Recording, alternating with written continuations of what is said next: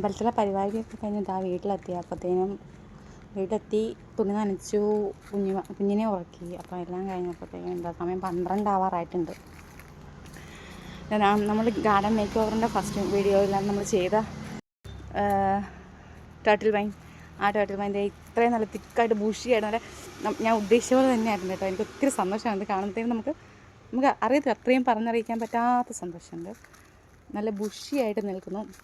ഇതിൻ്റെ ഫസ്റ്റ് മുതൽ അതിൻ്റെ ഒരു മേക്ക് ഓവർ എങ്ങനെയായിരുന്നു ഞാൻ ഇടാമേ. ഒരു ഒറ്റ ഗ്ലാൻസിൽ കാണുന്ന രീതിയിലുള്ള ആ ഒരു ഇത്രയും തിക്കായിട്ട് നല്ല ബുഷിയായിട്ട് നിൽക്കുന്നു. അതിനകത്ത് ഇതൊക്കെ വീണ് കിടപ്പുണ്ട്, നമുക്ക് പക്ഷേ കളയാം.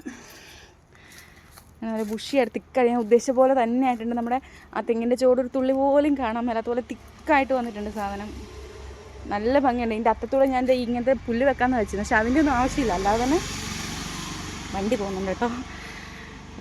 റോഡിൻ്റെ സൈഡിൽ തന്നെയാണ് നമ്മുടെ വീട്.